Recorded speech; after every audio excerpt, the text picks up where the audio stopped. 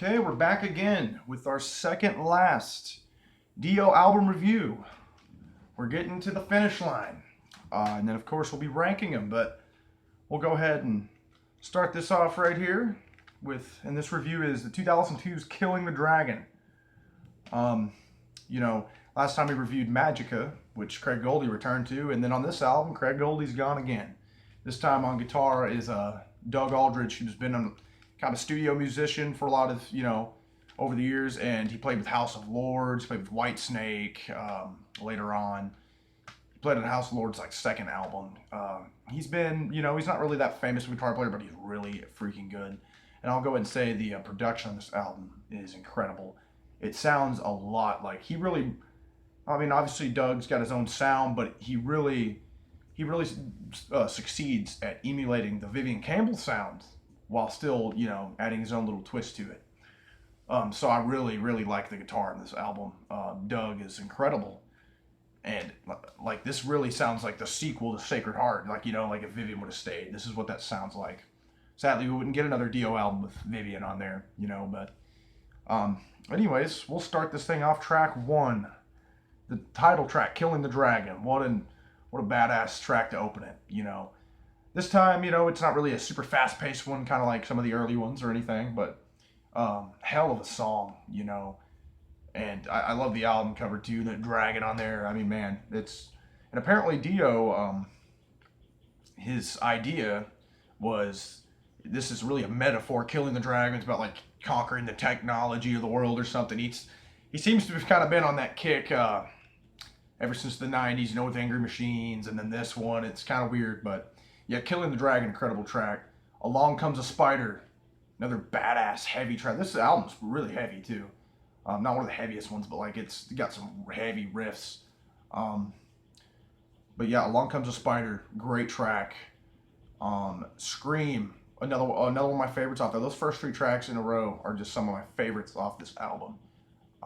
Big production, big, hell of a solo on a Scream, and a really hooky choruses on all 3 of those first ones there. Track number 4, Better in the Dark, good song. Not necessarily my favorite off here or anything, but good song. Number 5, possibly my favorite song off here, Rock and Roll. It's got that big bass sound to it, the big bass groove, and then during the chorus, that riff almost sounds like a Craig Goldie riff. At the end, rock and roll, and then he just nails it with, Doug nails it with that heavy riff. Track 6, Push, another good track, not one of my favorites off there. Not a filler track, or kind of a filler track to me at least, but still really good. Another one of my favorites here, track 7, Guilty. Man, that is heavy. I love the lyrics in that one, really brilliant lyrics.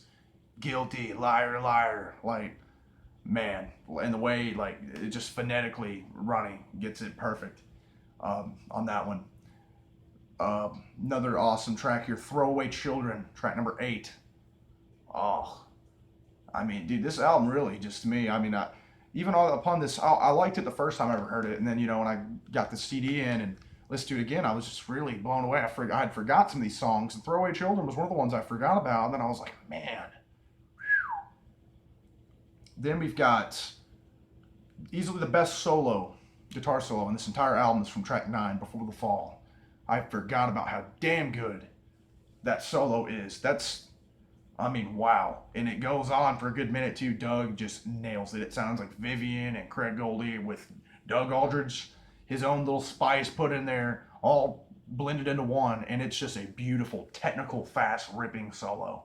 Before the Fall is possibly my favorite off here, just because of that solo alone. I mean, the rest of the song's awesome too, but that solo alone just takes the cake. And the last track is probably my least favorite off here. It's good. Cold Feet. It's kind of cool lyrically and all, but not my favorite track off here by any means. But yeah, that's 2002's Killing the Dragon. What a badass record, and it really, I know he kind of what Dio veered off in the 90s with his style and all that and production, and then he was kind of starting to go back in his direction with Magica that we covered last time. But that also kind of had the concept album in my opinion, at least holding it back a little bit with some of that, but still a great album. But this was the true, like the back to basics, back to form Dio album. I think this is, I mean, an incredible record. And again, it's 2002 on is when this thing dropped, and I don't know. I was really young back then, but I don't know if this thing went underlooked or was praised. But I I've always really dug this album, and even more so coming back to it. But yeah, next time, guys, we're going to be doing our last Dio album review, the final one, Master of the Moon from 2004. And Craig Goldie comes back on that one. Kind of weird. He just keeps popping in and out. But yeah, after that, of course, after that video, we'll have kind of a longer video. These reviews are usually about 5 minutes or so. But after the Master of the Moon review, we'll have a pretty lengthy video of ranking all of these albums that we've covered here, all the Dio studio albums. I'm really excited for it. I've tried my best not to spoil what some of my favorites are and all that throughout this, and have kept it pretty, I've spoke my thoughts on them. And during that ranking video, I won't necessarily dive into all the details and all the tracks like I did for these album reviews. But I will briefly, go over them again and say what I like, don't like, and why X is above Y, and all that. But anyways, yeah, I'm really hyped to get this. We're about done here with Dio stuff here, and my favorite artist, and it's been a hell of a journey going through these.